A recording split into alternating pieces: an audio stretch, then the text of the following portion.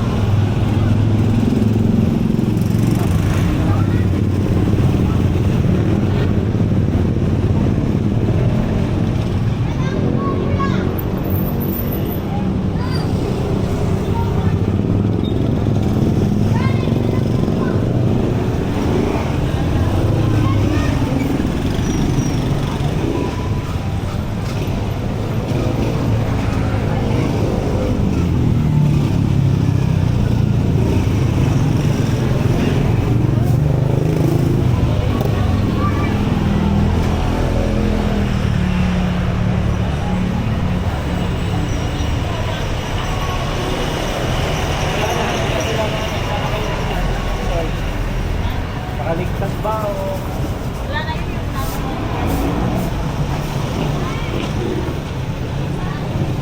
Pinapa.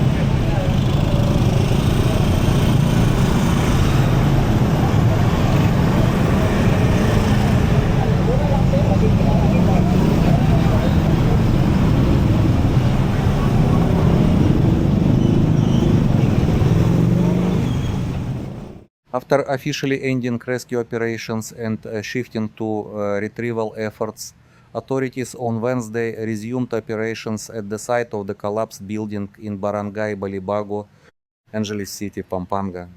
Department of the Interior and Local Government Secretary Yonvik Rimula, who personally visited the disaster site, confirmed that the Criminal Investigation and Detection Group will now lead the investigation into the deadly collapse that has already claimed at least 4 lives. Authorities said rescue operations were officially suspended after responders could no longer detect any signs of life beneath the massive pile of concrete and steel. Up to 17 people are still missing. Many of those trapped inside the building were construction workers who had been sleeping on site when the structure suddenly collapsed. According to officials, as many as 70 workers were employed at the construction site, but most had already gone home for the weekend before the tragedy happened. So far, responders have recovered the bodies of 4 victims, 3 construction workers and 1 Malaysian national. Search teams are now racing against time as clearing operations continue under extreme heat. Authorities say the smell coming from decomposing bodies trapped under the rubble is becoming stronger, making the operation even more difficult and heartbreaking for rescuers and families waiting for answers.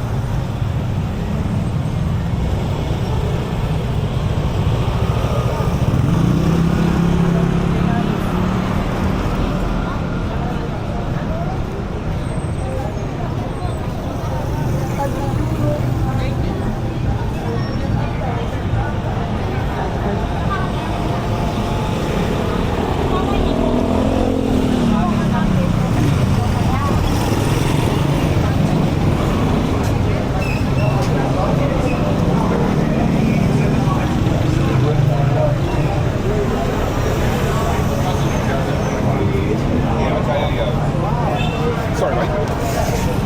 Yeah.